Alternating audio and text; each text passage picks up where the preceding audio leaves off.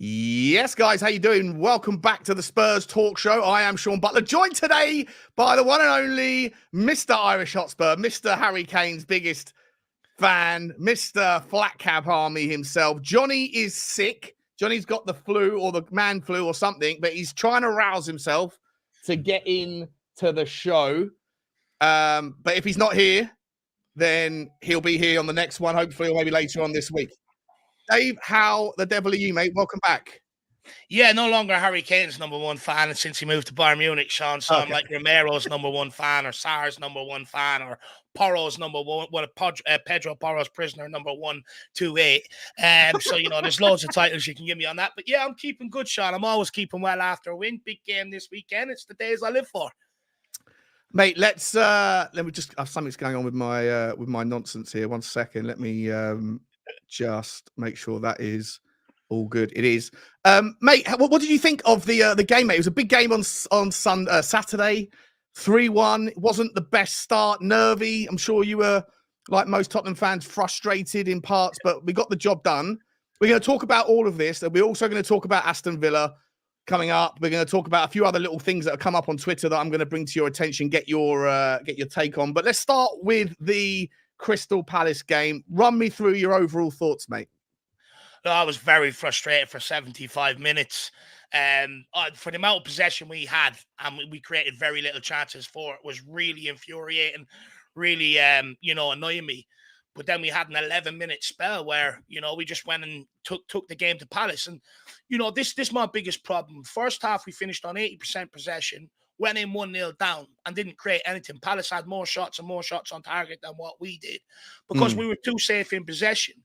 But then as soon as the injury time went up at half-time, all of a sudden the players started trying things. Why did they have to wait for that to come up? Is it afraid they're going to get a rollick in at half-time? And then they come out the second half and they try things. They start taking shots, crosses, putting balls in from different angles, trying to play people in behind and down the sides and stuff like that. The wingers were getting on the ball, looking to beat their men, put balls in the box. And ultimately, that's why we went on to get the win, because the attitude in the second half was, I would say, a lot better in terms of trying to break down Crystal Palace than what it was in the first half. I have to say credit to Brennan Johnson. He came on and had an impact this week, so hopefully we see more of that.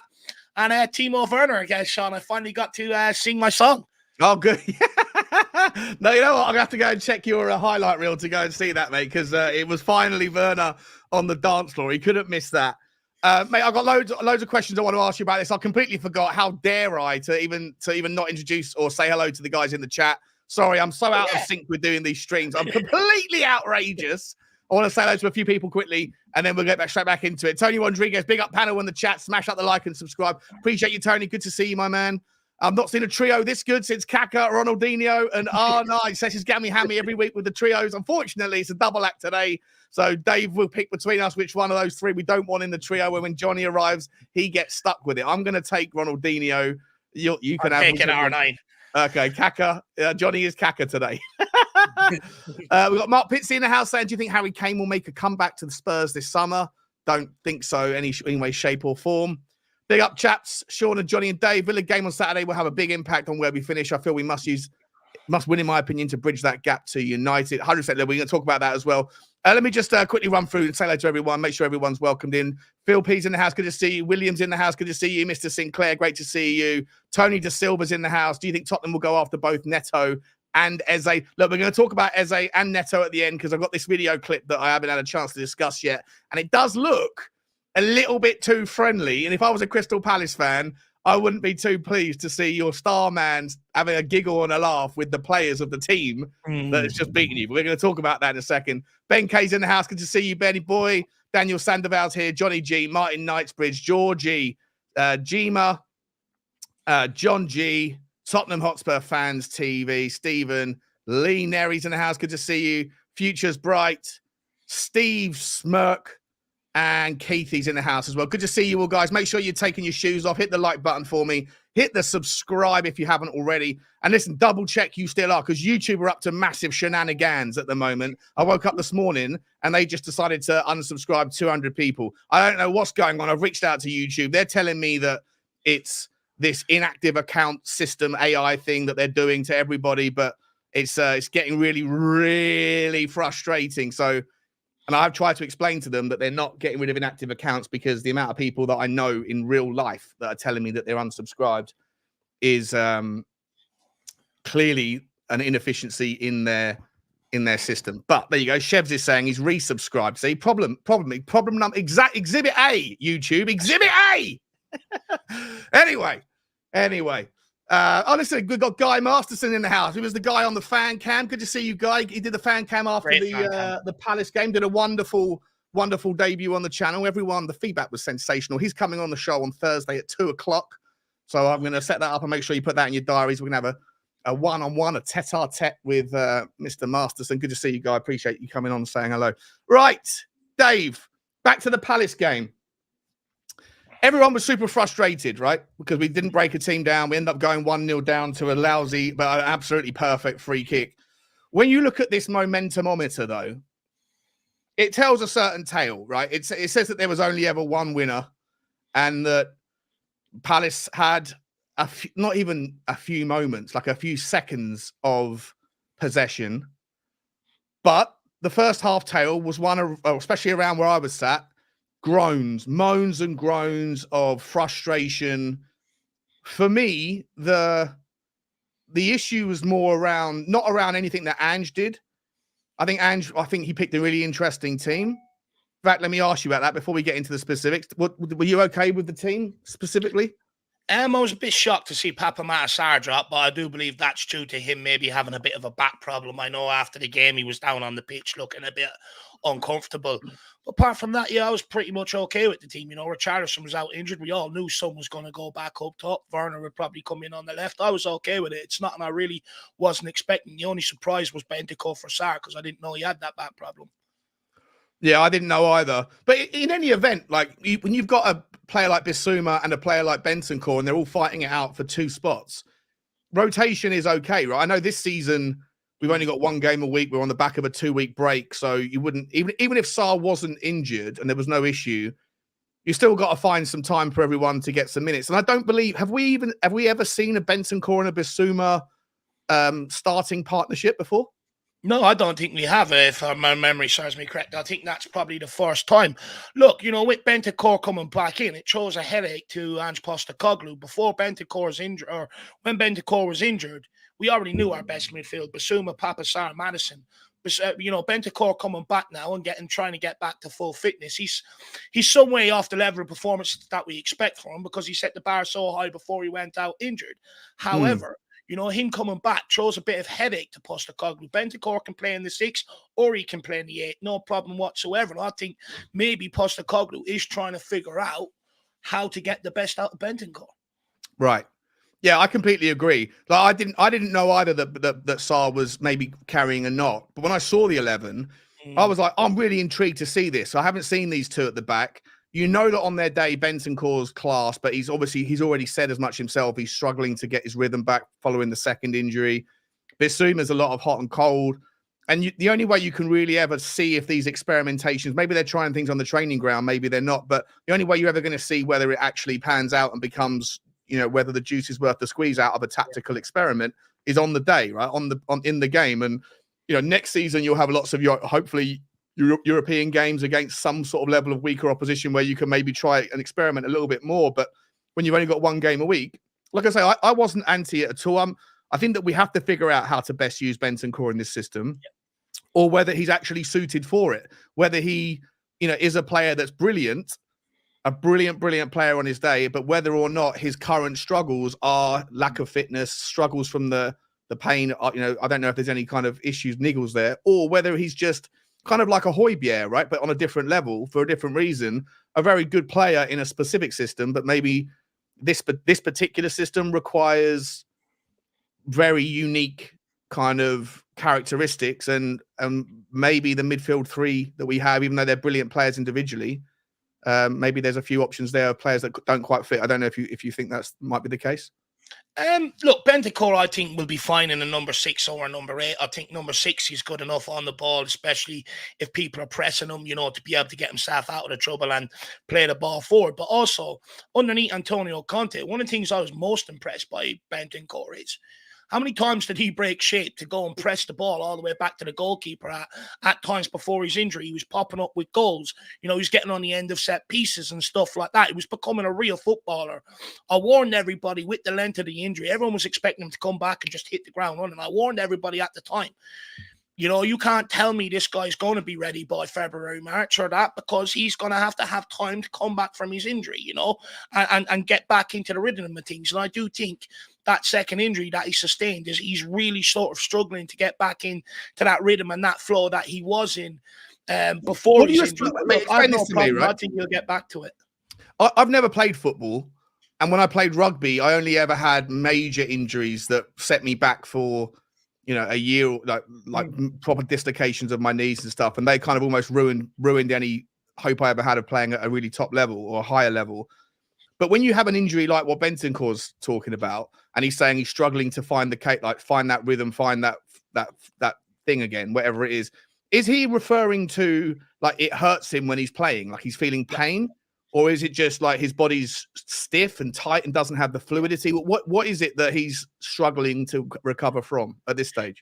More so, I think, Sean, I don't think it's the pain. If it was in pain, again, I'd be questioning the medical team why they're allowing him for selection. I don't think it is pain. It's more so, you know, the rhythm, just even your spatial awareness and stuff like that on the ball, you know, body still being a bit stiff, you know, learning all the movements where you were once at. Because you got to remember, these are extreme athletes. They're stretched to the max. They can move their bodies in any shape or form the way they want. When you're out for injury, you know, and you're coming back and stuff like that, there is that stiffness, there is that tightness and all of that. So I think that's more what he's referring to. Okay. In any event, mate, we start the game with the 11 that we did. It's interesting you say that because, like I say, I've never played football, so the injuries in rugby are very much like you get on with it as best you can, but unless you can't play. But there's not really, at least at the level I was at. Never having played football, I've never had that kind of to consider what that recovery process. You know, when you come back, it's the first touch, you know, the way you were shooting the ball, the way you were passing the ball. You have to get all that movement back, find your confidence zone. That's what it's more to do with. Come back, you know, believe that your body is ready to go and finding that confidence zone that you were in. Right. Yeah, fair enough. Well, look, listen, we watched the first half. You've seen I've changed the background wallpaper for you guys. I know. Oh, now I've got to do this though. This is the problem. That's grand. We can see. Oh, there we are.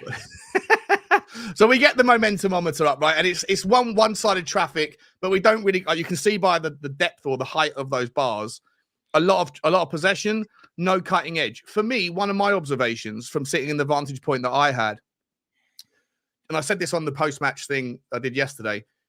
If you remember back to when Tottenham played Chelsea and Chelsea got the two-man advantage, it took them 20 minutes to figure out how to play against Tottenham's halfway line offside trap. But once they figured it out, the little click for them to suddenly dominate was to just start the run into the space from deep, right? And one of the things that I found that was really frustrating about two players, but specifically one, given his pace supremacy, and Timo Werner in the first half, is that he sat on the edge of the right back's offside line and waited for the ball. And he was trying to get wide, but, you know, Palace sat back in a 5-4-1 or a 5-3-2, but they actually had a high line. So they tried to squeeze the life out of the game, similar to what Brighton did a couple of seasons ago and West Ham last year. Like it's like a mid-block, if you like, but with 11 men behind the ball. And I just felt like if Timo Werner just stepped back, dropped back 4 or 5 meters, and then when he saw Romero or Bentancur or Bissouma have the ball and look for a key pass, if Timo Werner starts bombing from deep, I feel like there's so much space in behind that we could have had far more opportunities when the rest of the game was so compressed. I don't know if that was something that you noticed or, you know, if you agree with that assessment. No, look, I found myself very frustrated with Timo Werner in the first half. I don't know whether you agree with this, Sean, but every time Destiny Udogie got the ball and was marauding forward, you're okay. What you want your winger to do is either make a run inside and take players with him, or get on the outside of fullback and give Udogie an option. Anytime Udogie got down that side, Werner was coming towards him and almost closing the space on it, Doji, looking for the ball. And every time he received the ball, because he was coming back towards play, it automatically was picking up the ball and just moving it inside. He had nowhere to go. You look at the second half, complete night and day. Every time the ball was put, he got on the ball, bet his man on the outside. And I think he had to be told that at half time.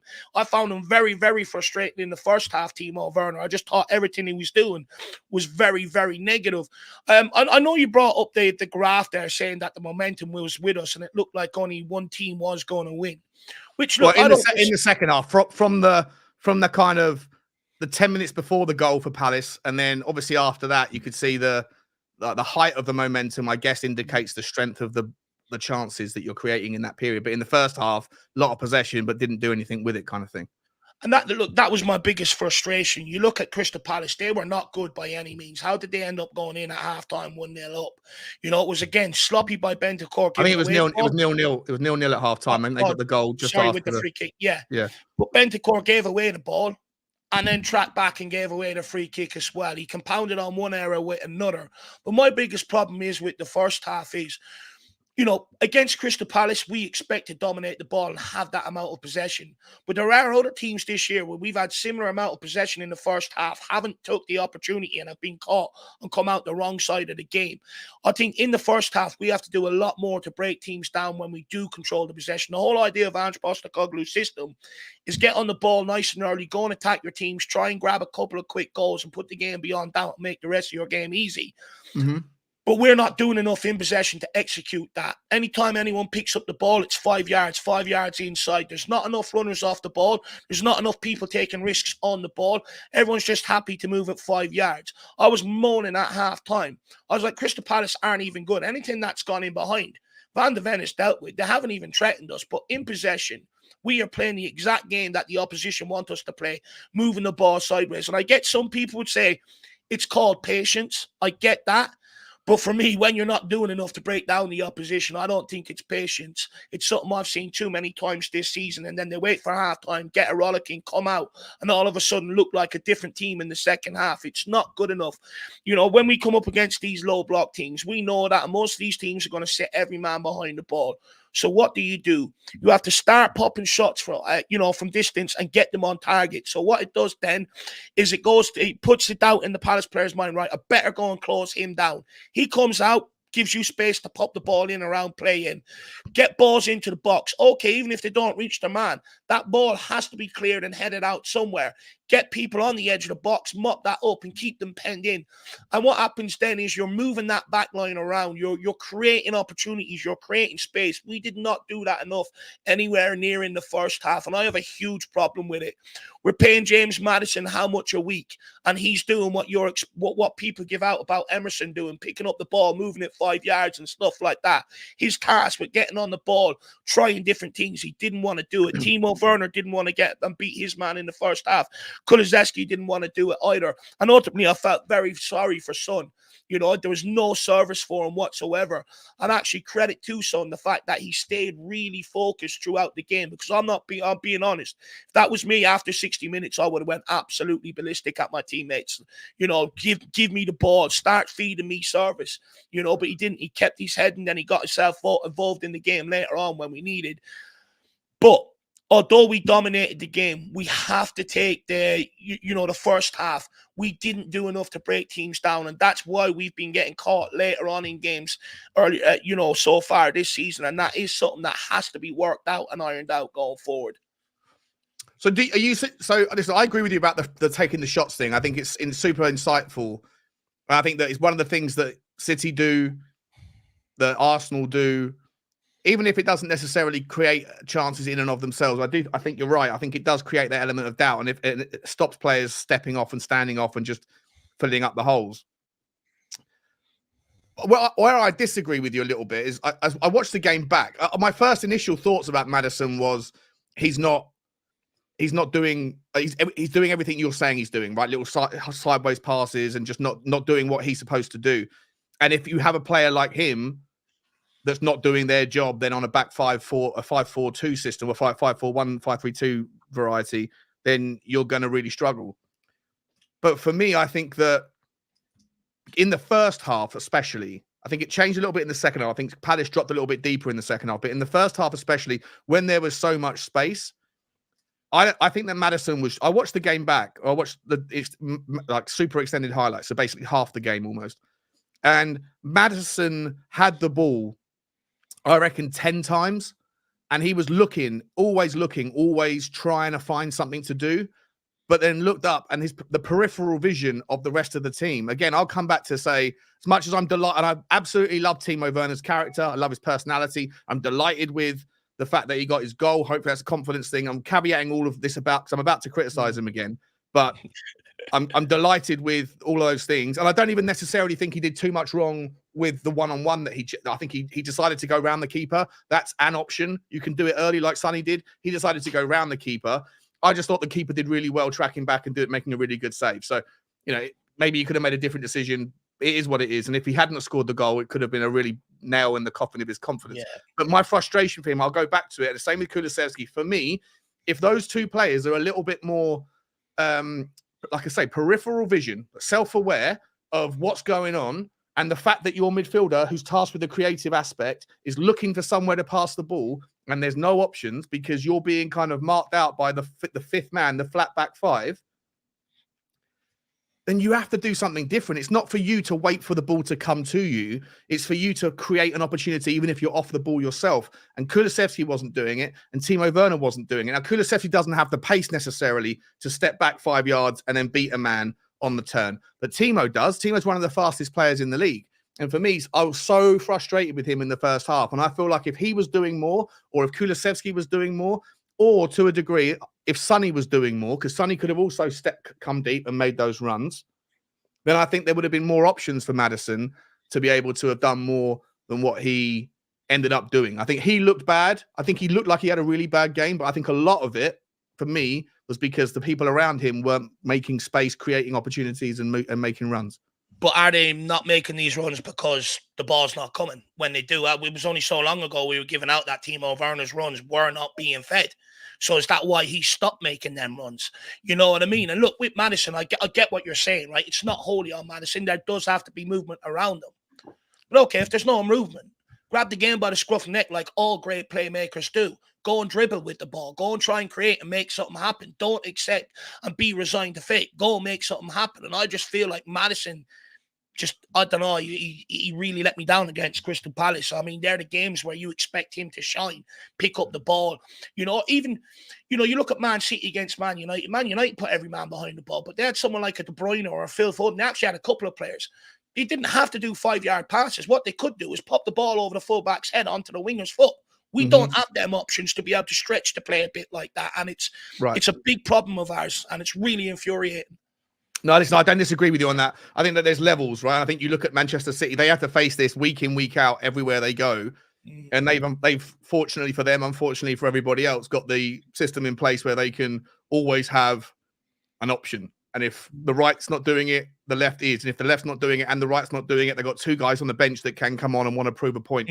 They've got depth, they've got value, talent, and options. And Tottenham, I think, have a lot of samey players, not enough variety. And there's a lot of work to be done. We've spoken about the forward line, and for what it's worth, like I feel like at the moment there's a lot of sensitive fans. Like I was gonna, if Johnny was on, for what it's worth, guys, I'm press pause for a second, ask you to smash the like button and hit the subscribe and stuff if you haven't already, and make sure you get over to the Irish Hotspur as well. I'll put the link in the channel in a second. But for what it's worth, guys, a lot of sensitive Tottenham fans at the moment that don't like criticism. I gotta say, some of the, like, I know it's only a fraction of you guys, like 15, 20 people that went out of their way to leave a comment on the last Devil's Advocate on Friday night that went after Johnny. I left the comments up because I don't want to be, I'm not going to whitewash the comments, right? Because that's out of, not going to do that. And I appreciate the feedback to a degree, but I didn't think it was cool that people that don't like Johnny publicly criticizing or having his opinion about Ange, yet they're willing to publicly criticize Johnny, who's just giving up his free time to come on and have a chat on the conversation. I didn't think it was cool. Didn't think it was respectful. And on this channel, we try to keep away from that kind of nasty, toxic stuff. So man follows Tottenham home and away every single season. How can you have a pop at him about, criticizing the manager? He follows the club home and away. 100%. Yeah, I felt sorry for him, because he's coming on, giving up his free time And I thought some of the comments were pretty rude. And so just always try and be respectful. I think it's a bit ironic and hypocritical of people to feel like they can criticize Johnny, but because they don't like the fact that he wants to criticize someone who's employed and paid a fortune from the club to do what he's done. Johnny's not getting paid for this. So anyway, criticizing them, just put your opinion in the comment section below for him to get back to, and you can have a discussion instead of criticizing people. Yeah, exactly. Anyway, Johnny will be back. Hopefully, he's just sick today. But hopefully, I'm going to get him on this week. So I wanted to say that because I want to stand up for Johnny because I love him to pieces, and he's a massive part of this channel. So he's a good guy. Anyway, so I want to talk a little bit about Bissouma quickly, mate. Playing in that 6, dropping a little bit deeper. I thought it was much better from him. I thought it was having him sit a little bit deeper. I don't always think that you need the 6 in this system to sit up there and be. If everyone's in the opposition half, that doesn't mean the 6 has to be 20 yards in front of the centre backs. I think sometimes having that ability to step back a little bit opens up the peripheral. Again, I'm going to keep using this my new catchphrase, the peripheral vision, so that he can obviously protect and also spray and play and get a bit more insight into the game from a deeper perspective. And I thought Bissouma having that additional 6 or 7 yards of sitting off in the average heat map, I thought was really a really good stepping stone and something that I hope we're going to see more of in those sorts of games. I don't know if you agree or disagree with that. Yeah, look, I thought Bissouma done well, especially I thought one of our biggest things that we done very well was getting the ball back very quickly when we did lose it. I was very, very happy with that. That's why we were able to control the possession, keep Palace penned in and stuff like that, because anytime we did lose it, we went straight back and onto it. Bissouma gave that back line great protection. I still have my frustrations with him in terms of in possession. I don't think he looks anywhere near the player that he did in pre-season or the start of the season. Pre-season, the guy was trying things, doing 1-2s, at times in pre-season. He was beyond the striker, getting into the box, looking to pull the trigger. Earlier on in the season, he was dribbling by players, getting into the box, looking to pull the trigger and stuff like that.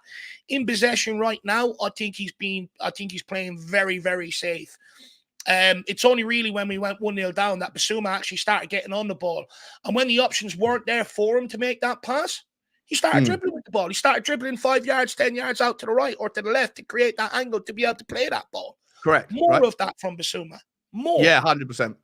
But I think, like I say, giving that a little bit more space, I think it allows him to be a bit more creative, not have to think, like just the decision doesn't have to be instantaneous. Even though I think he's one of the best press-resistant 6s in the league, I do think given that extra couple of yards, I think it's been meaningful. And I really hope that the team or the club or the players or whatever, when they're doing their analysis, are gonna.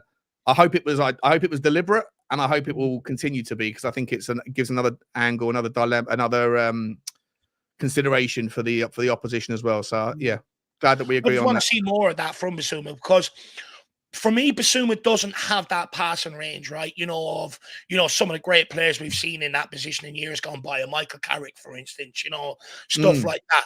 But what he does have is someone who can pick up the ball and dribble by people. He's got that ability for the number 6.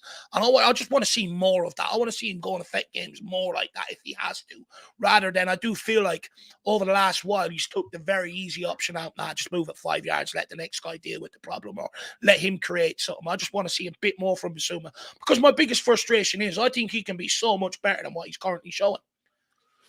Yeah.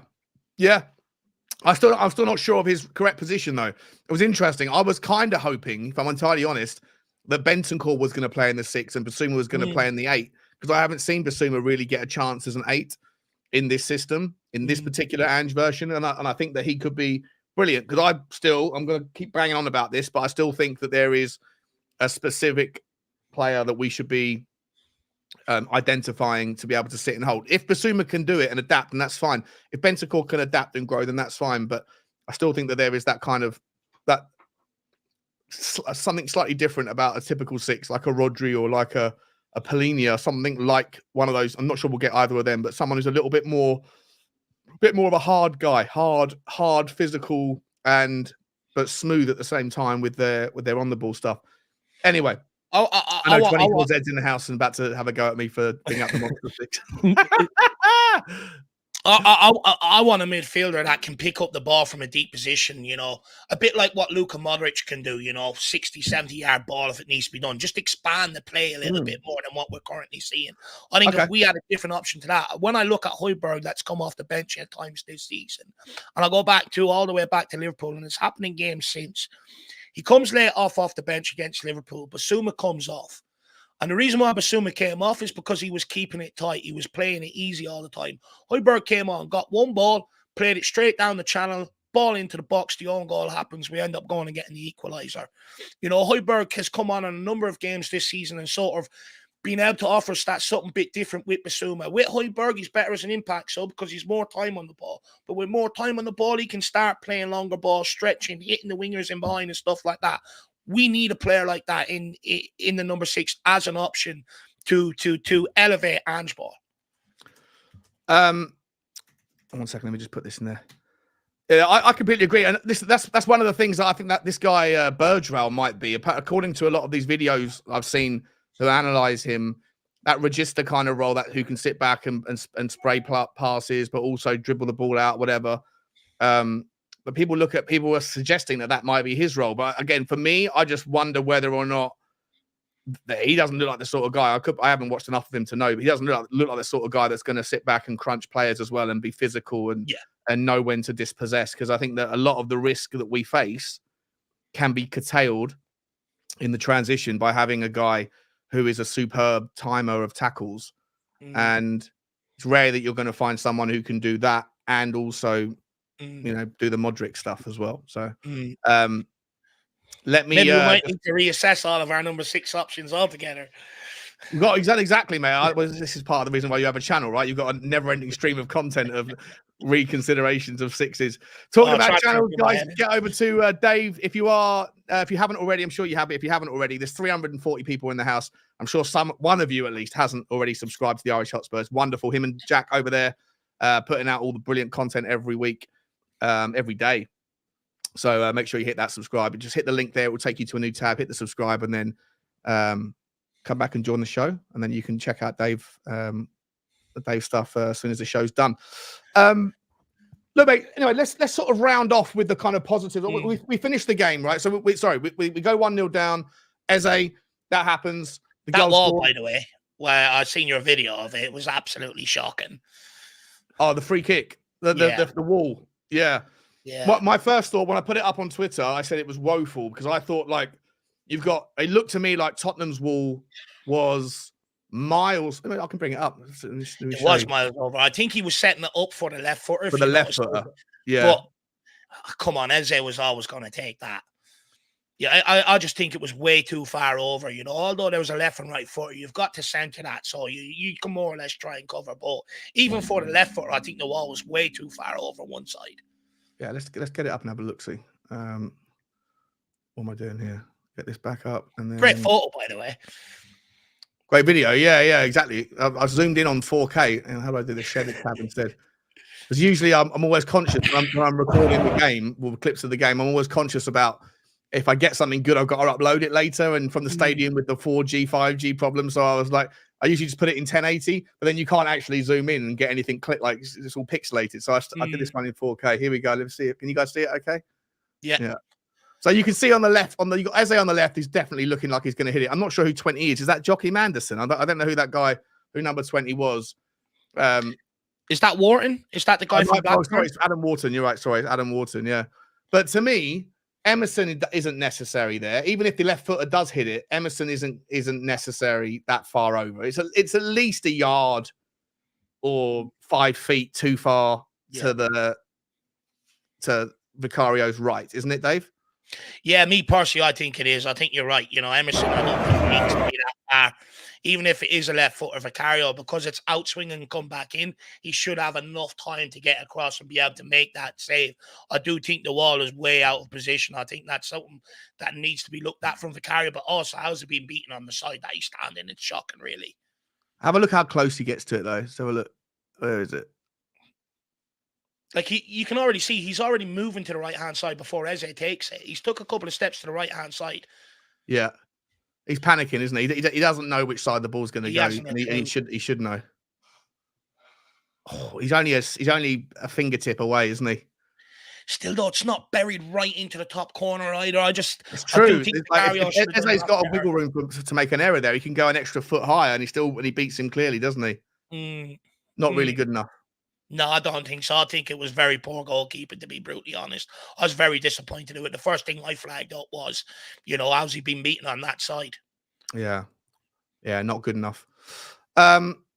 But then that was the catalyst. Everything then kicks into gear. Let's talk about Brennan Johnson. I give him a hard time on this channel most of the time because I don't think he's been. He hasn't set the world on fire, but I'm always patient and say, oh, well, look, you see, hopefully we'll give the guy a year at least, see how he figures out.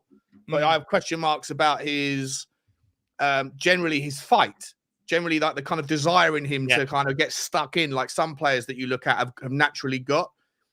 But in that moment when he comes on, and look, let's be honest, his first couple of touches were terrible. He ran the ball out of play once, or missed the balls together, and everyone was groaning, "Oh, Johnson, this, the Johnson that."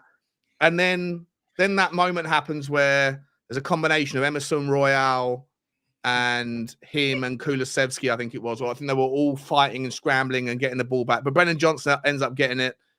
And his press was fantastic. The press from all three of them was fantastic. But his specific part, and that there isn't anybody probably in the Tottenham team that you'd rather have in that position to put a low cross onto a sixpence than Brennan Johnson. He's done it 5 times this season now, I think, or 4 times this season for all of his assists, plus one of them or 2 of them he's done that should have been scored by Maddison, I think was one that was missed, and someone else. Talk to me about Brennan Johnson, mate. Look, the first 2 touches he gave away the ball. And I was like, oh, here we go again. But you know what? I was surprised. I was surprised about the assist that he got, Shawnee. It was great endeavor by the kid. Emerson doing Emerson things, a couple of solos, pops the ball over his shoulder. Nothing ball, really. Johnson makes the best of it. He didn't give up, went and harassed it down, put the ball by his man, got a bit of luck with Joachim Anderson. What movement by Sonny, by the way, to drop back. Werner reads that then and makes the run, then Johnson puts it across. But I thought Johnson's impact was very good overall. And this is what I want to see more of. I think it's very few and far in between. Like the last good impact he had off the bench, I think, was against Brentford. Maybe it was before that. Maybe or I'm being a bit harsh. But, it's very few and far in between. He has had some games off the bench where he hasn't made an impact whatsoever. And for me, I still stand by it. My biggest problem with Brennan Johnson is consistency. If he wants to get into that starting lineup, he has to be consistent. I know a lot of Johnson fanboys are probably calling for him to get into the starting lineup this week against Villa. But I completely disagree with that. I think Kulusevski has to play because it's going to be physical. You need someone that's going to be able to hold the ball up and carry the ball. Against Everton, another physical side, Brennan Johnson wanted Everton in behind, and other players were looking at him going, okay, grand. But when the option is on to do it, at times you have to drop short to receive the ball to help us out. He didn't want to do that against Everton. And ultimately, the ball ended up coming straight back every single time. Because you had Werner on one side, Johnson the other side. They're too weak. With Kulu, he gives you that option to be able to hold it up, carry the ball from one end of the pitch to the other. So I do think against Aston Villa, Kulu has to play. But Johnson, he will get an opportunity. The legs will be tired, a bit like what Aston Villa saw against Luton during the week. Luton came back 2-2. They took advantage of maybe some tired legs from Aston Villa. I know Aston Villa went on to nick it. But that's where Brennan Johnson can have the impact off the bench, against Aston Villa. Once the first half, once the first 11 have done their thing, bring Johnson off the bench, let him have an impact. And once he starts doing that regularly, then we can talk about him getting into the starting lineup. What should be the how should you analyze a Brennan Johnson in his first year? Should it be on ultimate output? Reece Jagger here, shout out to you, Reece, and I appreciate your emails, mate, that summarise those accounts. I hadn't had a chance to look at Arsenal's account, so I do appreciate when you email me that stuff. Reece is saying players like Johnson should be making mistakes, right? It's how decisive their inputs, it's how many decisive inputs they have. And it's an interesting take. We're playing, Reece is doing the devil's advocate work for me here. Because I tend to agree. I think that Johnson should be a super sub at the moment until he levels up, and you hope that the price tag that he's going to, and there's more to come from him. However, how do you analyze it in terms of goals and assists? I think he's got more. I think, if I'm right, am I right in thinking he's got more than Decky, or at least on a per minute basis this season? Yeah, but I think there's a lot made about that. How many fans were calling for Decky to play through the middle, and how many times did he play through the middle this season? So, the stats will be a bit skewed in that regard because he has had to play a spell during the middle. Yeah. Okay. But Devil's advocate.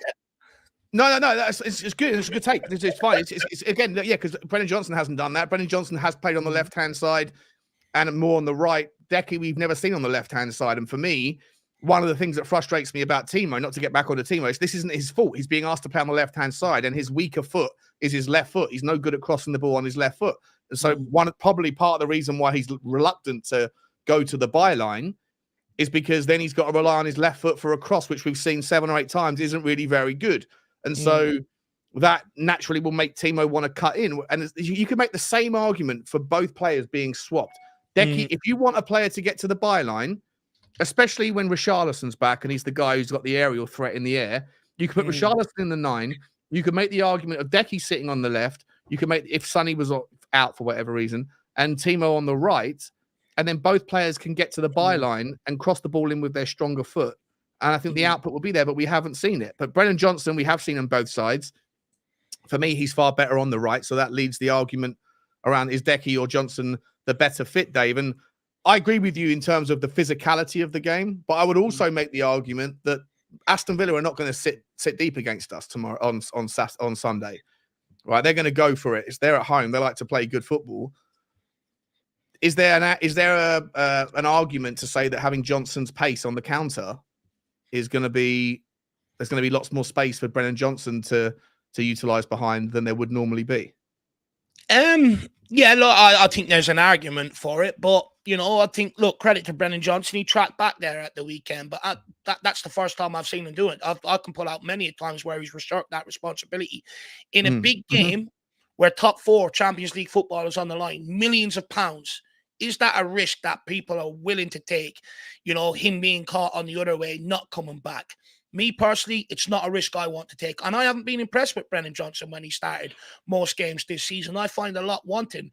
To Reece's point, I do expect him to make mistakes. And ultimately, the forward players will be judged on their numbers, their goals and assists. However, Kulu offers a lot more than just goals and assists to this football team.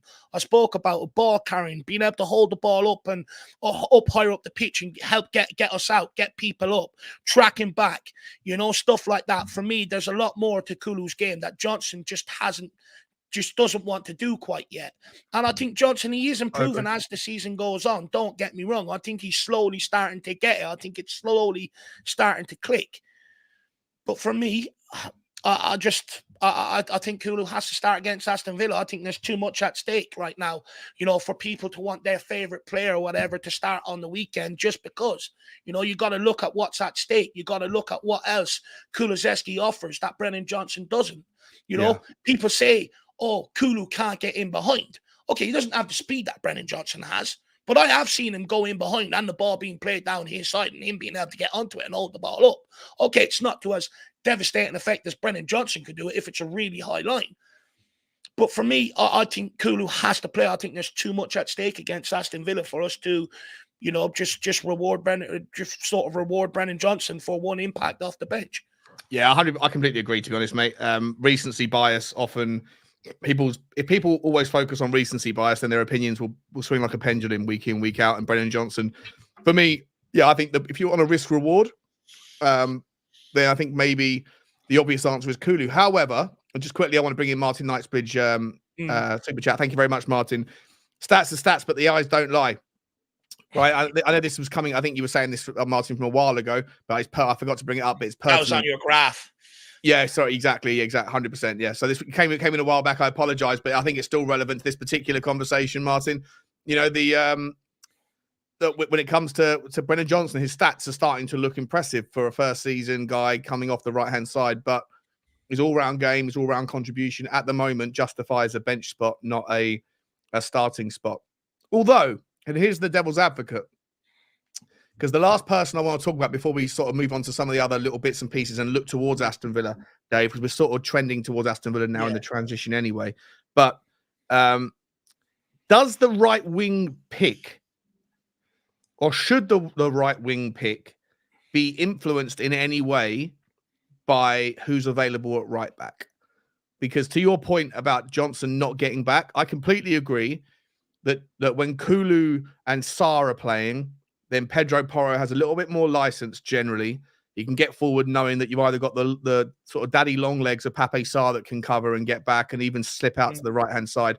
And Kulu is more likely to come back. Emerson Royal, however, he's more of a defensive right back. And I thought, and I want to give him his flowers here, because I thought he was man of the match, in my opinion. I thought he was better than, I mean, you're going to give Brennan Johnson the man of the match, or you're going to give it to, someone else. Maybe Mickey van der Ven had an absolutely sensational game like he always does. But given the kind of come of the hour, difficult match, I thought Emerson Royal got forward. I thought he tracked back. I thought his tackling was brilliant. I thought his positional play was good. Defensive headers at the back post. You know what you get with Emerson defensively, and it's usually solid. But I also thought he made brilliant runs bombing forward. I know he had that chance to whip the ball in, and it was just a little bit too, at the end of the first half, just a little bit in front of Sonny. But I thought Emerson Royal was really, really good on the day. I wanted to get your take on it. I thought it was absolutely brilliant. And let's not forget, this is a guy that came into this game off a lot of criticism and stick from the fan base the week before. And he done absolutely brilliant. He didn't stand there and moan about or cry about it. Just, okay, I'll go out there and prove you wrong. I think the biggest thing with Emerson that I noticed from this game compared to the previous game, Emerson was getting on the ball in space, but he was slowing it down, taking touches, drawing people in, and almost looking to maybe draw the foul and stuff like that. This game, he got the ball, one touch, simplified it, moved it on. And I think it really helps him going forward. When he does that, when he starts thinking he's Ronaldinho or Kaka or R9 to, what's his name? Just a harmless spud or something like that. Gammy Hammy or whatever his name is. Once he starts doing that, that's where the problems start coming in for Emerson, because he's not good enough to do that. But when he sticks to what he is good at, defensively, absolutely solid, and I've always made that argument about him. But going forward, he just simplified it. One touch, move it to players that can do stuff, and I thought he was brilliant. But look, what I did love, and you rightly to point it out, is the runs he was making. Even if he didn't receive the ball, he took players with him, which create space for other people. That's something I would like to see Pedro Porro do a bit more of with Kulu down that right-hand side, or Johnson down that right-hand side, especially Kulu. If everyone knows that Kulu wants to come in on his left foot, get Porro going on the outside of Kulu, drag the fullback with him, and give Kulusevski that space. And if the fullback doesn't go with Porro, pop it into him, he's in behind, and let him cross the ball. I do think there's something that needs to be sorted out down that right-hand side. But back to Emerson, I thought he was absolutely brilliant at the weekend, and fair play. I'm glad you're saying it, mate, because everyone in the comments is like, what are you talking about? Because they all have pre-biased opinions of Emerson. That's what it is.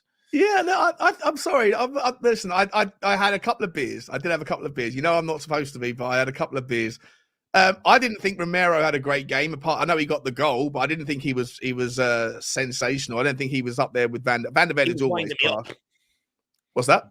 He was winding me up, Romero. Yeah, exactly. I didn't think Romero. Ben Cowper saying he thinks Emerson, he doesn't like him when he goes past the halfway line. Yeah, I mean, that's fair enough. I just think Emerson Royal had a really, really good game, and I think for me, I'm less worried about the transition when he's in the team. Like, I love Pedro, but I'm not advocating for him to start. I'm not advocating for him to be a starter generally, but I think that people like you say, mate, they pigeonholed him as this. He's not good enough, needs to go kind of thing. And I just think that he's still a young guy as well. He's still learning. He's an absolute, what they call an autodidact, right? He goes out of his way to try and improve himself. And he's a good character. And I think he's great defensively. I don't think there's a better right back in the Premier League when it comes to defensive headers at the back post. I know it's just a very specific thing, but I think that it's an important characteristic, an important side of the game. And I'm not sure why he gets the hard time that he always seems to get. I agree with everyone when he's not great on the ball, but I don't think he deserves it. Look, the problem Emerson's got now is because Pedro Porro is so technically efficient. He's one of the best right backs I've seen in that position at Spurs in a long time, who can cross a ball, dribble a ball, shoot a ball like a forward player, but then can also defend and has that doggedness, a bit like Romero in him. So the caliber is extremely high for Emerson, and he'll never displace Pedro Porro unless he falls apart defensively. But this is what I say to people. We have to build a squad at Tottenham Hotspur. Our biggest problem over the years is we have a good starting 11. As soon as injuries come in It absolutely derails everything. And almost, a lot of the time over the last few years, gets managers sacked because they can't handle it, the level of crap that comes in behind them. When it comes to Emerson, he's filled in at right back, grand this season. He's filled in at centre back, better than what Ben Davies has, who has had more experience playing in centre back than what Emerson has this season. Emerson, statistically, has cost less goals playing at centre back alongside Ben Davies than what Ben Davies has. And Emerson, I'd also argue, has played left back better than what Ben Davies has. Emerson is a good squad player. You go back to squad players in years gone by. What was the argument everyone used to make with me? But they need a run of games. Funny that. We never have to say that about Emerson when he fills in. Exactly. Yeah, and he's happy playing that role. You in order to be the Manchester City, where you have two amazing players in every single position, plus an amazing coach, an amazing ecosystem, and amazing everything else, in order to be able to convince an amazing player to come and play 20% of the minutes at your club, you have to be delivering trophies every year. It's a chicken and the egg situation. You don't get the trophies until you have the players. You don't have the players until you get the trophies. Tottenham are moving in the right direction, but you're never going to be able to. If you like Pedro Porro, name me a better right back than Emerson Royal, who can also play left back, also play centre back when needed, who is happy to come in and play 30% of the minutes. I don't think there are them. I think Tottenham need to, first of all, earn the right to qualify for the conversation of getting a classy right back alternative who's better than Emerson Royal. And in order to do that, you need to lift the trophy first, and maybe a second one, and maybe a third one. Make it part of your routine every few years, and then you can kind of justify the conversation. Until then, you have to kind of shake hands with the fact that you have one brilliant right back in Pedro Porro, who isn't perfect, by the way, far from perfect in what he does defensively. But then you have someone else, horses for courses. And I think there's a bit of a yin and a yang. Like Emerson Royal is a better defender than Pedro Porro. Pedro Porro is a far better passer, a far better steady head at the top end of the pitch. So horses for courses, different days, different plays, I just think when it comes to Emerson, I think there's an unfair narrative surrounding him, because at the time when he was signed, Tottenham were in absolute chaos. And a lot of people didn't like Paratici at the time and used to use that to beat Paratici with.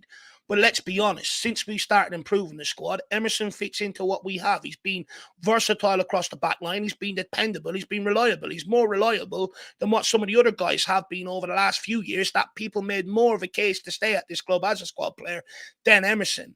I think people need to drop their preconceived, ideas around the club and around Emerson when he was first signed, and actually judge him on what he's done this season. 100%, mate.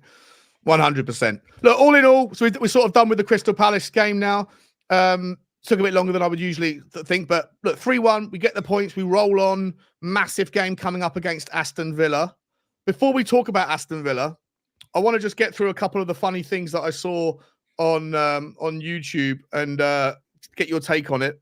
The first one is Richarlison. Have you seen this? In the jersey? The Richarlison about Conte story when he went to a team meeting and Conte asked him to stand up and apologize for being late for training, and rather than doing that, he'd already rehearsed a speech that he was saying to Conte, "It's not good enough. I'm not getting enough minutes.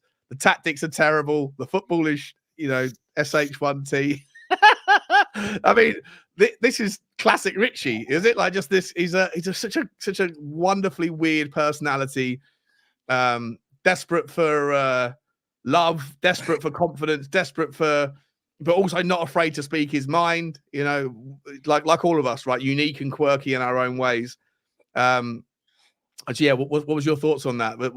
Is that kind of a testament to how most people at Tottenham felt, the players felt under Conte towards the end, that just they weren't happy with the work they were being asked to do every day? Yeah, I think so. Look, when you're not winning games and you're playing that sort of, defense first style and stuff like that, it becomes very, very draining very quickly, and people have less tolerance for it than what they would say with Ange Postecoglou. Even if it wasn't working out, then it's more enjoyable for them, and they'll keep persisting with it. Look, I love Richarlison. I think he's a good character. I definitely think he's an arm round the shoulder character. You know, you need to constantly tell him how much you love him and stuff. And I don't think he's been anywhere near as bad this season as many people would argue. You know, I've been having the sort of arguments and debates about it for weeks now. However, I am going to criticize him here. With the contribution he made to Tottenham Hotspur last season, who is he to step up and speak to a manager like that? I can understand if it was Harry Kane or a son who does everything possible season in, season out for Tottenham Hotspur. But someone that's come in, that's had the injury record that he had last season, who played little part that he played last season, who does he think he is having that attitude in and around dressing room, coming in, speaking to a manager like that? Especially after turning up late. There doing it week in, week out, I'd say, okay, fair enough, no problem. But I do have a problem, and it goes back to the weak leadership in the dressing room. Good leadership in the dressing room would not have allowed him to come in and speak to the manager like that. Even the great Man United team, if players had a problem, the players in the leadership group would still pull them aside and say, okay, we understand your frustrations, but that's not what we do here. Apologize. Did anyone make him do that? By the sounds of it, no. And I do have a problem with Richarlison doing that with the little contribution he made last season. How dare he? Especially after coming into work late the day before or whatever, which was the insinuation from the thing. Let me ask you, okay, by extension, that's an interesting take. And I completely agree with you, mate. Even though this is devil's advocate, it's hard to disagree. I do think you have to have a level of respect. And I do think you have to earn the right to speak your mind at times. Yeah. But at football, you know, football clubs are going to be filled with egos, you know, lots of money, lots of young, talented people with lots of opinions and stuff. But look, it's an interesting dynamic. I'm not sure any of us probably have ever worked in, or very few of us will have worked in an environment where you have quite the kind of specific nuances of the culture of the kind of, you know, the office environment, if that makes sense. So difficult to kind of get your head around what it would be like. But let me ask you this, to your point, the people that would have been there last year, a lot of them are still here. A lot of them maybe have moved on, but a lot of them are still here.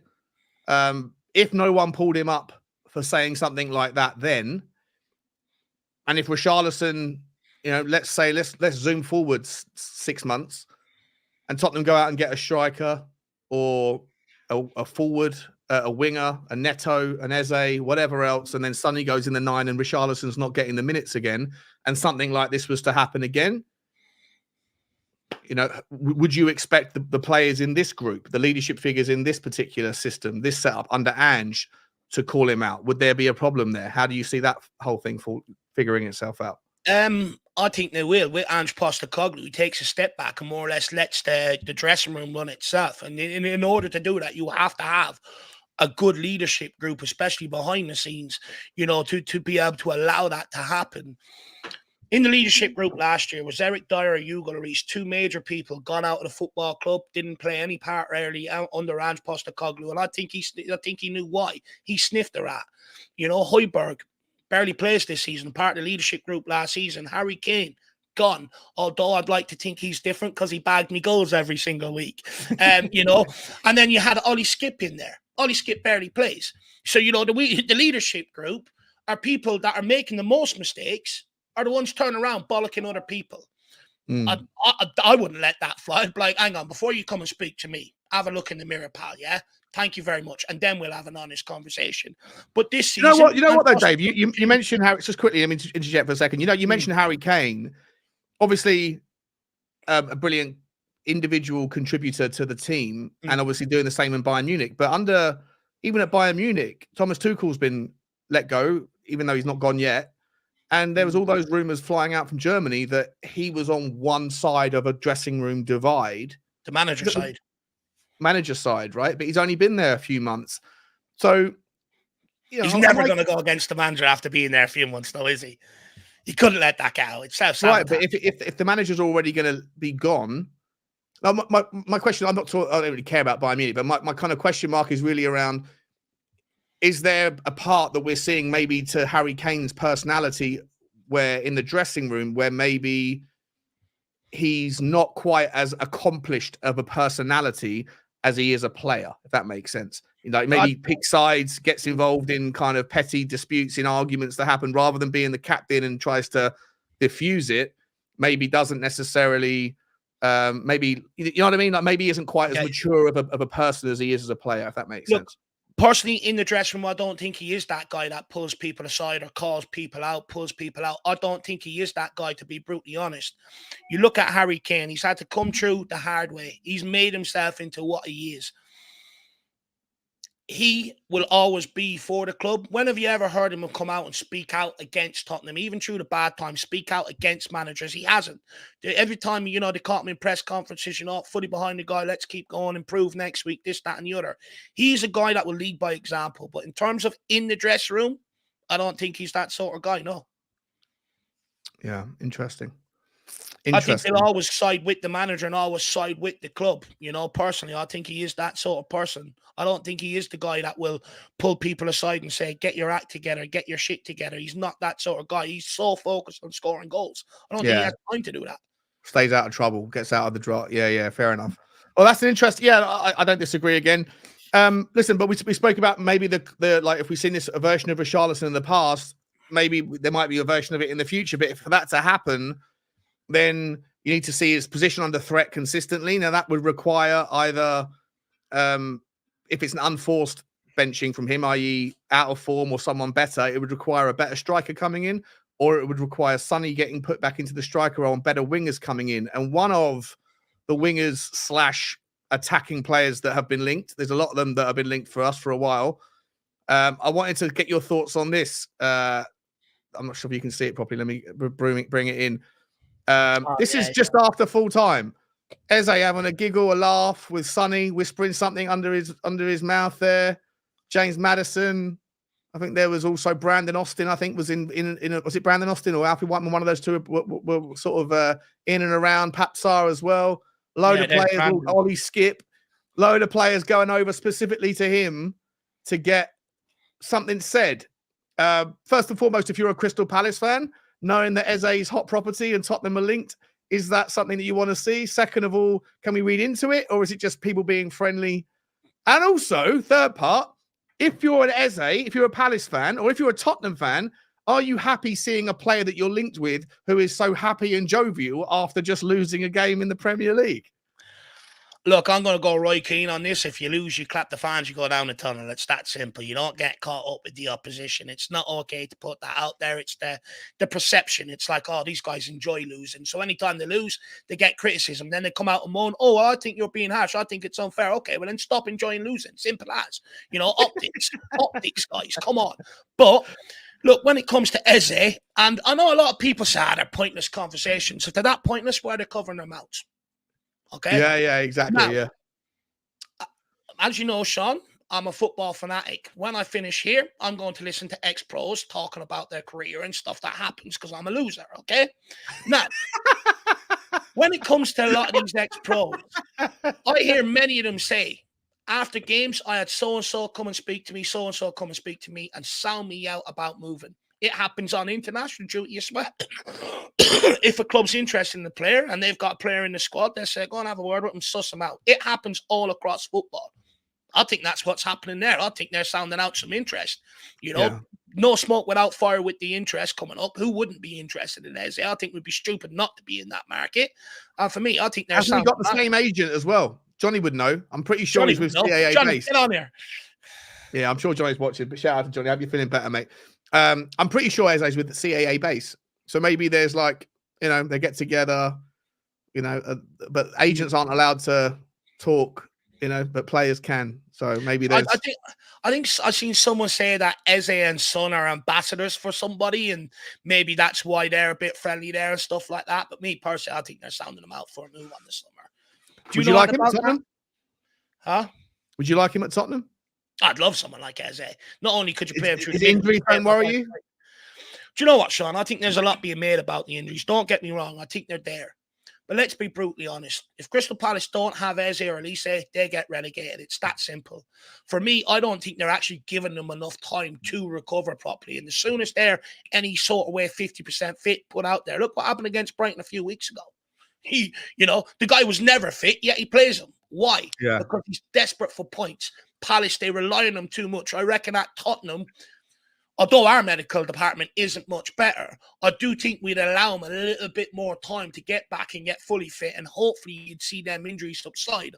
I think if him or Elise went to a bigger club where the squad was better, they weren't so reliant on their ability, I do think they'd be given more time to recover. And I think that has a massive part to do with it.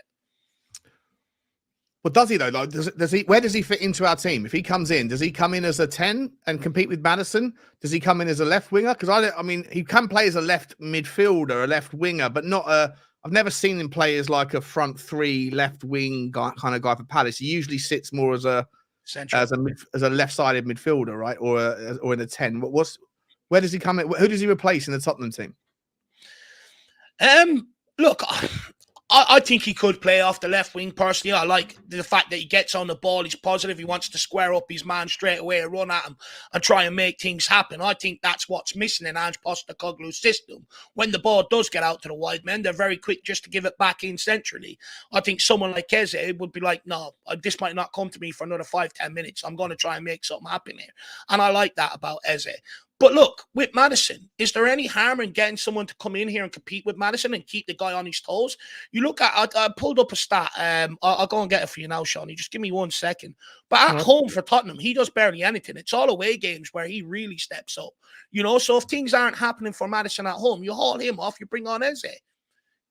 Or vice versa. Maddison is also, going to carry injuries next season, just like most of our wingers will at some point. And it's about having better options than what we've had this season to be able to come in and replace them guys. So for me, I bring in Eze to make my squad better rather than a specific position as such, because I do think we've got a decent 11, but it's now about filling out the squad and having different options.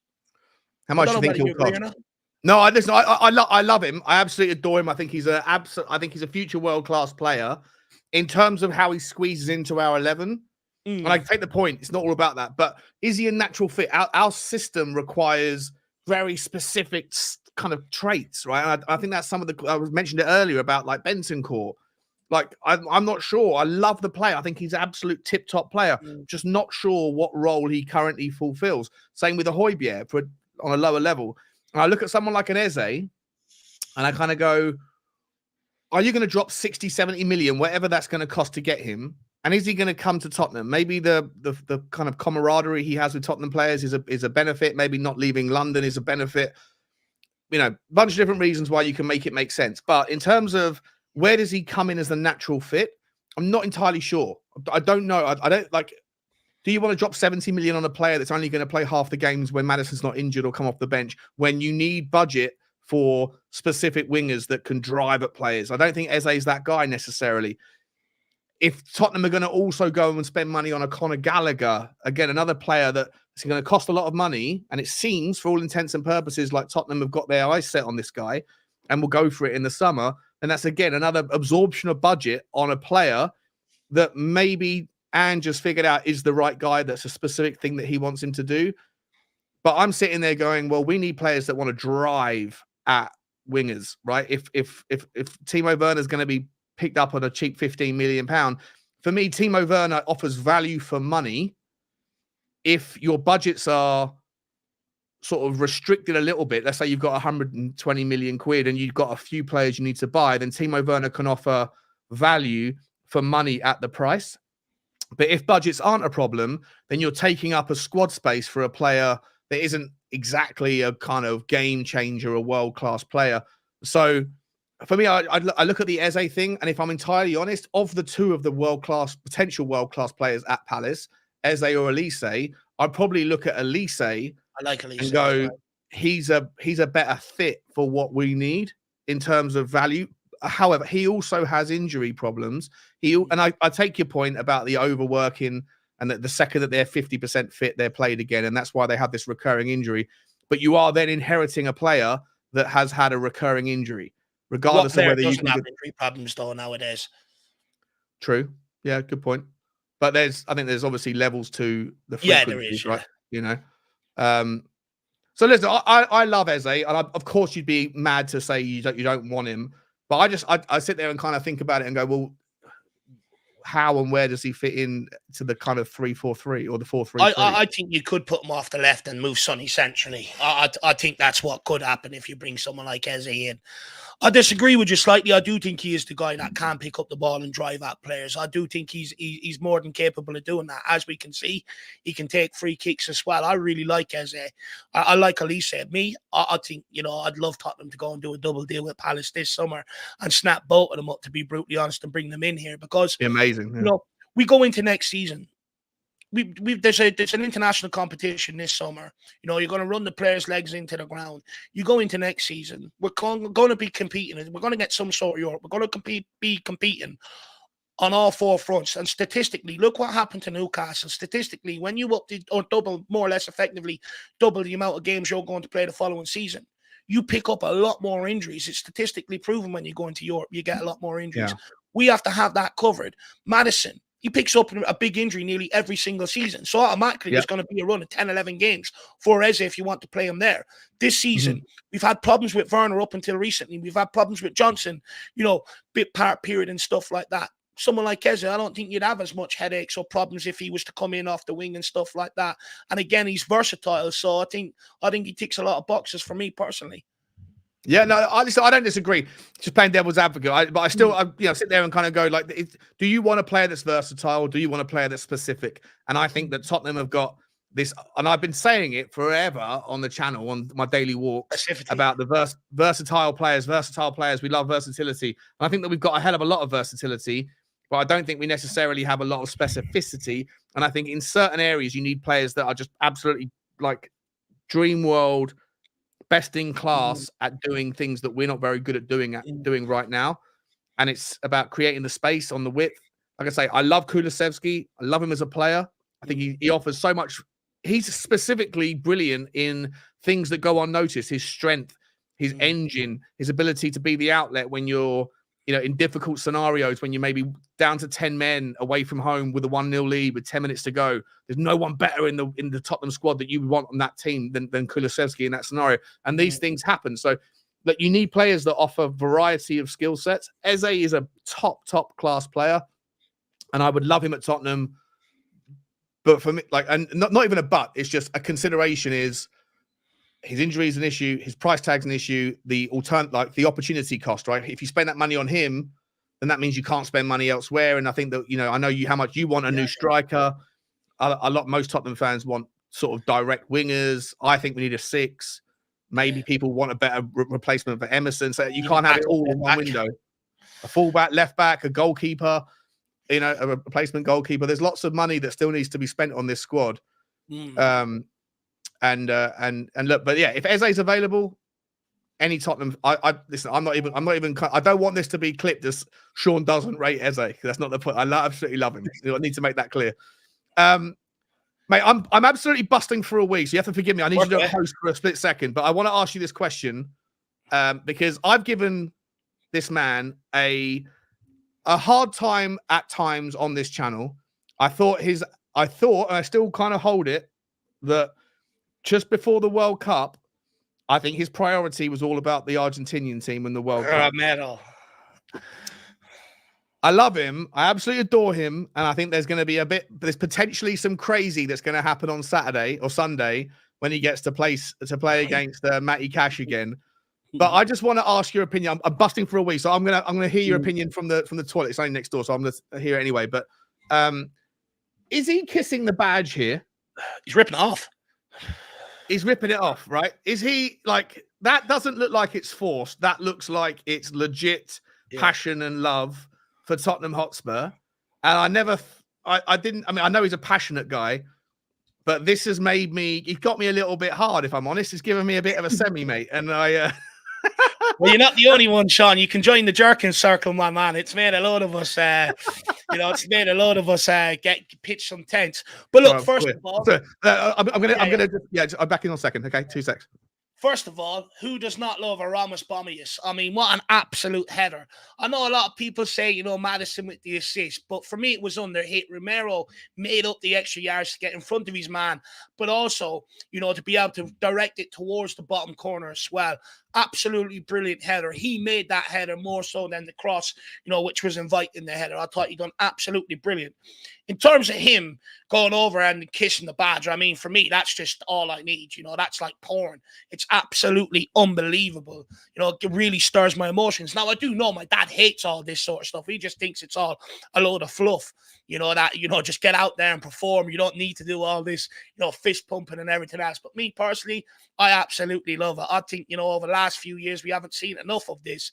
When it comes to Romero, I do think he loves being at Tottenham. I think he loves playing in the Premier League. I do think he likes being at Tottenham. I think the fans adore him. One thing I will say is the conversations around his rashness have completely died down. We're not talking about Romero in that way anymore. He's picking up a lot less bookings. I think he's improved his game a lot in that regard. I'd also argue I think he's better in the air this season than what he has been in previous seasons. I think he's improved the game in that regard as well. But on the ball, and this doesn't get spoken about enough, he's one of the best passers at centre-back in the Premier League. I think he's absolutely unbelievable. And I think he's become a much more well-rounded player this season, more so when he's come back from injury than maybe earlier on in the season. I think he has improved a lot. And I just absolutely love the guy, Romius Bomius. I love him. Romius Bomius, the father of a murdered son, the sister of a murdered brother, whatever it is, whatever the phrase is. Mate, listen, I heard what you said. I completely agree. Like I say, I'm a harsh critic of people that play for Tottenham Hotspur. If there's a reason why I think that they're not fully committed or doing, like, if it's their talent, if their technicals aren't good enough, but their passion is, I'll forgive it. I'll forgive people that aren't good enough players as long as they're trying their best, and maybe you can suggest moving them on because they're not what we want anymore. But I won't forgive people that are good enough who aren't focused. And I've at times been harsh on Romero, but seeing that and seeing his improvements, he has calmed down generally. His leadership, the assistant, the vice captain thing has definitely sort of given him something to respect and honor, like a warrior. Mature, yeah. Exactly, 100%. Like, you see that there's something in people. I when I used to work in Australia in a big office, I used to see people when you'd give them like team leader roles or captains of division roles and stuff, like you'd see them like they just step up. They would just find an extra 20% of their ability because they've suddenly got something that people believe in them or whatever it is. Like there's extra responsibility sometimes can bring out the best in people. And I think with him, dependency and reliability, you're seeing it. You are seeing it. And I think I hope that referees are going to notice that he's not necessarily the same player, because if he does put in a bad tackle, the referee's always going to give him the red, and because of the reputation he's got. But seeing him kiss the badge like that, I thought it made my day. I was like, wow, like, this is what I'm talking about. That's a guy who's committed now. If it's legit, and I was sitting there, so I was wondering, maybe he's got like some Vicks on his nose, he's got a blocked nose, and he's trying to get like a clear lung. But no, he's kissing the badge, and that's not put on, is it? That's pure passion. No, he absolutely loves it. And I think you're right. I think giving him that vice captaincy has maybe helped him realize how important he actually is to this football club. And I think that's what you're maybe alluding to. And I think that's why he's probably stepped up. He's seen with him being out how detrimental it can be in that back line and stuff like that. And I think maybe certain things have clicked. He's 23, 24 now. He's sort of coming out of that young male adult stage, going into, that maturity sort of stage, and I think he's definitely it's definitely helping his game for sure. I've always loved Romero from minute one. I think he's been brilliant. I just love everything about him. Although this weekend we could be talking completely different, because he might see red and take Matty Cash out. You just don't know. Yeah, so I've got to ask you that, because I'm going to come to the super chat in a second. I haven't seen the heat map, but I don't not believe you, Adrian. I'm sure he is playing more like a 6, and I think he could become that 6. Maybe we need to figure out a way to find room for Dragusin as well, because I want to see this guy play, but at the moment it's difficult to drop or rotate or rest Romero, and you're certainly not going to do it to Van der Ven. So, but let me ask you this, Dave: against Aston Villa, a lot. I'm sure he's aware of the social media buzz of people going, reminding him of that devil look that he gave him and all that stuff. Do you think that Romero is going to have intentions to smash someone? But let me get up the this video that where is it? Hang on. Tell me your answer, and I'm gonna find you a video that Johnny put up. It was hilarious. I think he will want to get retribution on Matty Cash. However, he'll get a red card if he does it, because he'll have to go completely out his way to the far side of the pitch to be able to take him out. So, that'll give it away altogether. Matty Cash will be coming down the right-hand side, which is where Adoji is. Romero plays over at right centre-back, so he'll have to come all the way across to take him out. So that's a dead giveaway. Me personally, I'd put Bentancur out there. I'd let him get his own retribution personally. That's exactly what I would do. But look, it wouldn't surprise me if Romero smashes someone earlier on to set the tempo. At the end of the day, you go back to the last few times we've played Aston Villa. I go back to when Steven Gerrard rocked up at Aston Villa. It's become a very physical battle. Villa make it physical because they know Tottenham haven't stood up to it in times gone by. This time, we're going to have to lay down a marker. Someone's going to have to smash someone to lay down the marker and say, we ain't taking this shit. I don't care if it's at Villa Park. We ain't taking it. So someone's going to have to do it. Yeah, look, I mean, I just worry though. I worry that you got to keep your eye. That part of the maturity thing is not getting sucked into this nonsense. Like Matty Cash, as much as I want him to, to feel the pain or whatever to a degree, even though that's a bit weird and sick saying it.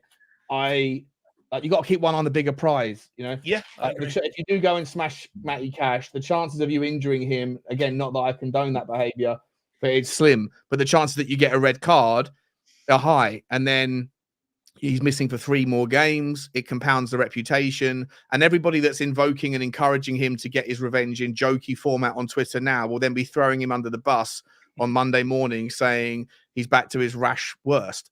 So I'd rather him just stay out of trouble and just play his game and not look for any kind of vendetta. I'd rather someone else maybe give Matty Cash a cheeky rib jib. He's not going to look forward coming up against Big Dog. Big Dog, 100%. We've got a super chat here from Martin Knightsbridge saying Dave loves his rom bombs. 100% he does. You make my weekend, man. I don't know what it is about Romero scoring. It just sends me delusional. Yeah, you got two, mate. I'll have to go back and watch your highlight reel, mate, because you got the rom bomb and you got the murder on the dance floor. Oh, lad, I couldn't believe it. It was what a day. Rumors we've been training with only 10 men all week. Love that, Adrian. Absolutely love that, mate.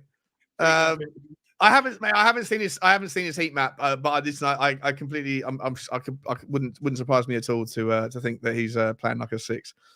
So what do you think happens against Aston Villa, mate? We won't be going for too much longer, maybe another 10 minutes if you've got the time. But what's going to happen against Villa? Look, it's a big game, no doubt about it. I think it's going to be physical from minute one. I think, both teams will have to earn the right to play. Look, I'm not nervous at all, Sean. These big games with things on the line, it's what I live for. Okay, it's not a trophy, but I do want to get back into Champions League. I want to be a part of that new format next season. I think it'll help us in terms of open the door to better caliber of signings and stuff like that as well. So for me, I do want Champions League football. But yeah, I think it's going to be physical. And look, like you said, I think, we probably do have to keep the eye on the prize, and concentrate and go and get the result. But I want to see us be brave. I want to see us rock up there and go for it and catch Villa by surprise. I don't think they'll expect us to rock up and go full throttle for it. I think we should look to silence that home crowd nice and early, get on the ball, try and pin Villa back and quieten down that noise. And then after that, the rest should take care of itself. Look, I'm not worried at all. I believe it or not, I actually think we're going to beat them. It was a bit like underneath Antonio Conte on the top 4 year. Remember me, you and Jack, I remember after every watch, I was sitting there saying, just trust guys, top 4, it's coming. Everyone, no, you're deluded. Finished in Champions League that season. Yeah, you and I are the only ones, weren't we? Yeah. I think we're the only ones on your channel saying that back in the day. Yeah. And I think the exact same is going to happen this season, Sean. I do think we'll get it. In fact, going to go a bit more delusional here. You got Aston Villa next week. You beat them. Then you've got Luton. You've got Fulham, West Ham, Nottingham Forest coming up before you head into the big games of Newcastle, Man City, Arsenal, Liverpool. And Chelsea. Now, if some of them teams can drop a couple of points within them fixtures and we can go on a little run, potentially we can head into that fixture period just outside the title race and have all them teams to play. I'm not writing this season off whatsoever yet. Wait, what? We're still in the title race? That's it. Not saying that. I'm saying there's an outside chance from the final few games, and I think Postecoglou thinks the same. There was a question for him there. No, listen. He sit there and said, listen, mate. I don't know. I have to reread the rules of the competition, but I don't think we're just fighting for top four.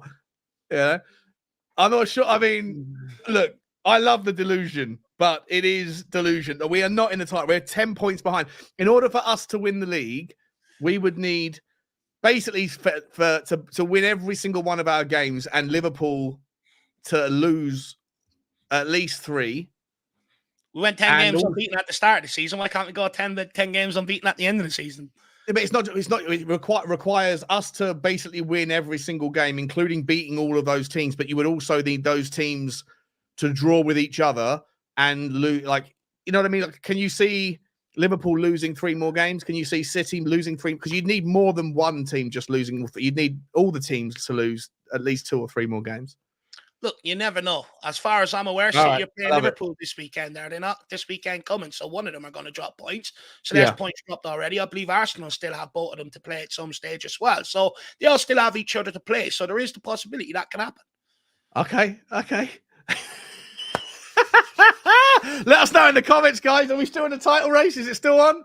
Listen, I love it. I love it, mate. Every time I speak to you, I end up walking away feeling like I want to go and like punch a cat or something, you know? No, don't give up the fight. You know, the thing is, you know, it's not that it was a free hit this season. You know, everyone came in with some sort of expectations, but I think we're far exceeding anyone's expectations right now. It's a free hit. Let's go for it. What have we got to lose right now? Well, we do have. If you go kind of out the other side, though, if you throw too much caution to the wind, Aston Villa. Look, to me, I think that we're 4th or 5th. I can't see us dropping enough points, and United are just not playing well enough. So I think that 4th and 5th. For me, though, what I absolutely hate right now is the inability, because of the bureaucrats of football, to celebrate anything. You can't celebrate a goal until they've drawn lines on a screen. You can't celebrate relegation or promotion or staying in the division until your accounts have been audited and you've been fined and then deducted points and then appealed the process and got your points back. Like, literally, mate, at the end of the season, there could be a situation where 3 points separates Everton, Luton, Nottingham Forest, and say Brentford. And depending on the results of an appeal for Everton and Nottingham Forest, Brentford or Luton could find themselves in the relegation or out of the relegation, staying up or going down, and yet none of them can really celebrate anything until 5 days afterwards. And similarly, Tottenham are currently fighting for a top 4 spot, but we might finish 5th and then end up getting the Champions League anyway. But again, we won't know until a week after the Champions League final, which is a week after the season. Like, it's a disgrace, isn't it? Like, they're sucking the emotional energy out of football at every twist and turn. These bloody bureaucrats. I can't stand it. What's your thought? No, look. That's my problem with the guys trying to bring in the Super League. Haven't took no for an answer. Keep coming back with different formats and everything else to try and get what they want. My biggest problem with VAR is, at the end of the day, it was down to, we were told that VAR would come in and improve the game greatly. It's more of a bigger talking point than patterns of play and everything else over the weekend, which should never happen and not the reason why it was brought in. It's still left down to human interpretation, and everyone interprets the rules differently because they're not so simple, black and white. You know, there's open innuendos left in a lot of the rules, and everyone taking step. Look, they're absolutely trying to kill the passion out of the game, and for me, I'm sick of it. I'm absolutely sick of it. You can, like you're right. You can't even. I celebrate anyway. I refuse to believe that VAR exists until it pisses me off. You know, I'm one of them. But even at the stadium, mate. When Eze scored a direct free kick, there was people around me going, "Wait a minute, FFP, VAR. Wait, just wait." I was like, "What do you mean, wait for VAR? It's a free kick." It's a joke. But people have got this hope. You haven't really conceded until you've conceded. What I would say is what I notice is about a lot of foreign players and managers that come over into the Premier League. They all talk about the crowd, the atmosphere, the emotion and stuff around the game. You kill that, you kill English football and the Premier League. It's what it was built off. I completely agree, mate. Yeah, like, I want to go back to a simpler system. Get rid of VAR altogether. Like the amount, even the one that's like absolutely pinpoint accurate and like there's no ability for subjective, like the ball over the line. That thing happens so rarely that it's not even really a problem. That if that's the justification, well, you get rid of these problems, but in order to have that, you have to also include all the other subjective waffle. Then I'd rather have the thing where Pedro Mendes puts the ball over the line by a yard and you get robbed against United in whatever the year that was, 2003 or something. I'd rather have that happen once in a lifetime to you than not have to put up with this absolute crap every week. Every single week, the game gets worse. And now they're compounding on it with situations like what Forest and Everton are going to find themselves in. One of those teams they're going to find out in 4 days' time at the end of the week how many points they're going to be deducted. Or I think that the panels will be a week after or whatever else. They'll find themselves, both of them, in the relegation zone. Then they're both going to appeal. And if you're a Nottingham Forest fan, you are not going to have any clue, or Everton fan, whether you're up or down until a week after the season's finished. It's an absolute disgrace.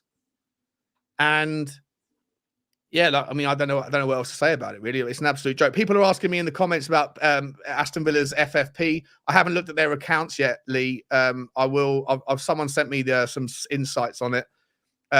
It looks as though they believe that they're fine. But what I would say is, from what I've seen of the snippets, it says that the chairman has said that they lost a lot of money, like 120 million or something, and it looks like they on paper they're in trouble. But the detail was the devil's in the detail. How much of that money was spent on infrastructure, on youth team players, on women's football, on all of the different exemptions? They believe that they're fine. However, this is the second year in a row that they've had losses well above the number, and so they might be okay from a Premier League perspective, but I'd be surprised if they're okay from a UEFA perspective. And so if they qualify for Europe again, then I think they might be in trouble, and that's what Unai Emery said, that in the January window, that's why they didn't buy anybody, and that's why they have to sell. So, maybe there will be some players there in the summer that we can liquidate. Dave, any players at Aston Villa that you'd like to see at Tottenham if there was a chance to get some for Daniel Levy to put his negotiating hat on? I like the Abbey. I wouldn't mind bringing him in here. Ollie Watkins, you could bring in here, as well up front, compete with Richarlison. You get 30, 40 goals each out, between them over the course of a season. Jacob Ramsey, homegrown, super talented. Wouldn't mind bringing him here over as well. Got Douglas Luiz, a player I really like for Aston Villa, and I've done over the years, is John McGinn. Biggest thighs in football. Huh? The biggest thighs in football. That guy has got thunder thighs. I do like John McGinn. I wouldn't mind taking their goalkeeper either as a backup, but I really like him. I like his mentality. I like his attitude. I think he's a very good goalkeeper. There's a number of players I'd take from Villa given the opportunity. Yeah, look, I mean, would you Ollie Watkins? How much do you reckon Ollie Watkins is worth? English. I mean, he bangs them in, doesn't he? He's an absolute killer. Absolute killer. 60 million now, I'd say. I reckon they signed him for what, 35? So yeah, probably double that. Where did he come? He come from Brentford, didn't he? Brentford, yeah. We were trying to get him off Brentford. We didn't want to pay what they were asking, and Villa did. Yeah, another one that got away. Mm-hmm. So Aston Villa, mate. Last question for you, then, before we round it off. You're expecting look, Villa they've got to go to Ajax, right, this week. Of all of the teams they could have, like the Conference League is one of the easiest competition for a team like Villa, surely. But for them to get Ajax away the game before Tottenham, it's a real boon for our chances, isn't it? That they can't prepare. Like today, you hope that right now, as we speak, you hope that Romero is rugby tackling a soft punch bag in preparation for Matty Cash, and you hope that the rest of the players are busy doing some technical training. But like Villa have got to worry about Ajax for the next 3 days. They've got to travel to Holland, then they got to travel back on Friday, or Thursday night. Thursday, Sunday things, not great. They haven't got much time to get out there and practice the Tottenham drills. And Tottenham are a very specific team that would require some dedicated time on the training ground to practice against. Also, I'll say this about Villa: whilst they're brilliant going forward at home, the last 3 or 4 games they've been ridiculously vulnerable defensively. They were 3-0 up against Forest. They ended up conceding 2 unnecessarily. Ended up winning the game, but looked dodgy. They were 2-0 up against Luton, let Luton back into the game. They ended up winning the game, but they didn't need to make it as difficult for themselves. Kind of a little bit reminiscent of Tottenham, the way that we get ourselves in good positions and then kind of sacrifice unnecessary goals. Is it going to be a wonderful game, an open game? You know, how do you see it kind of? I believe United was another one as well, weren't they? They were beating United easy enough as well and end up letting that slip or 100%. Like that. Yeah, look, exactly. I think there's a huge opportunity here for us. Give me 1 second, Shawnee. Be back in 1 second, lad. No worries, mate. Yeah, look, I think let me get some comments up and speak to you. Rock Doss Madness, good to see you, mate. McGinn is I like John McGinn. I think he's a really good player. Again, though, you can admire the player without thinking that they should always come to Tottenham. I don't know where John McGinn would sit in. I think our midfield is really good, but I think we have a lot of similar talents.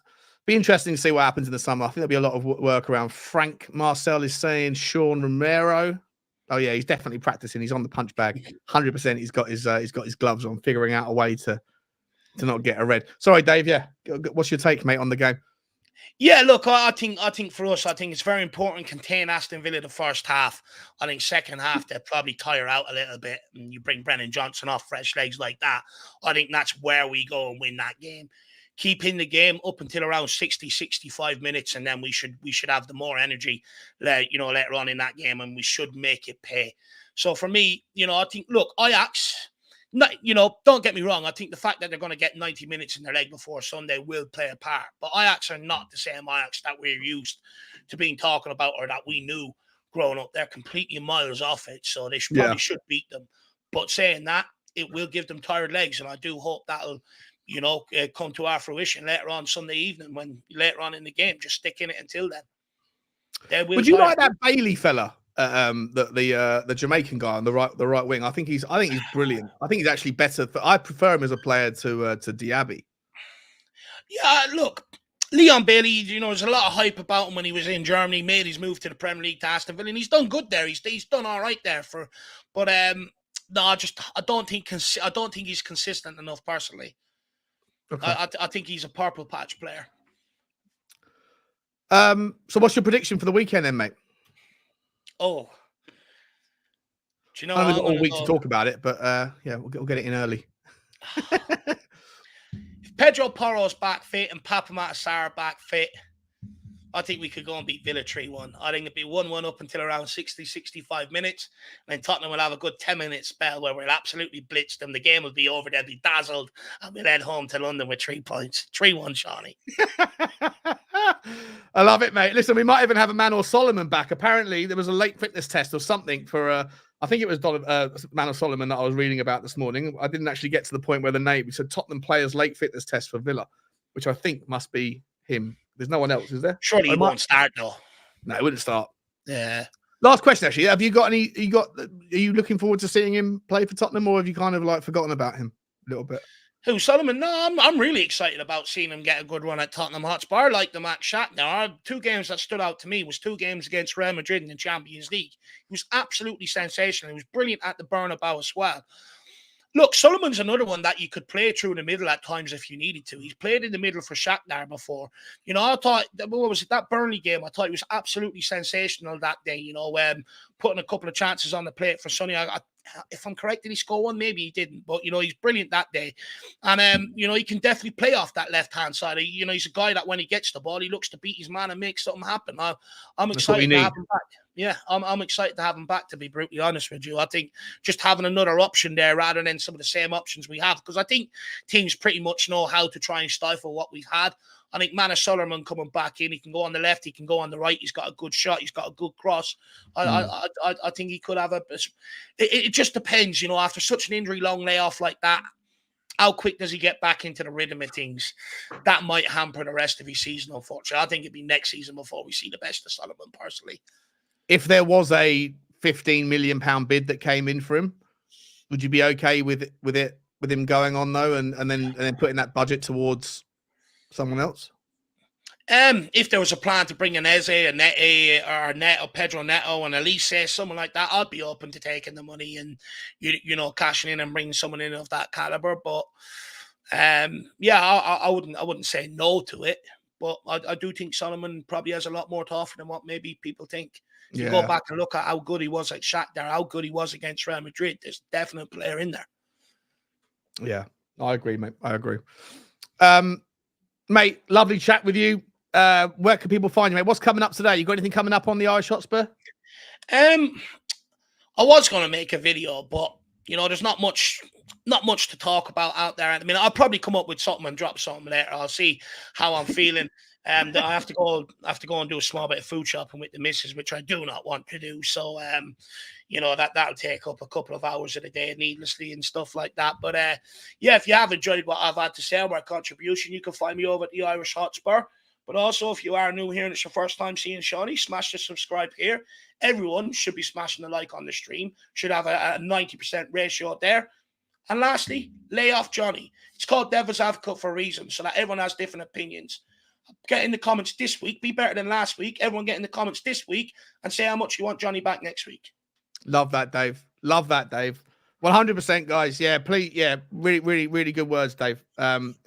Johnny's an absolute legend of a guy. Love him. I know he's feeling sick today, and I hope you are watching, Johnny. And if you are, mate, we love you, buddy. We'll see you in a couple of days. I'm gonna get you on in a couple of days as well. But Johnny will be back next week. Dave will too. Get over to the Irish Hotspur. The link is right there. Smash it. Hit the subscribe.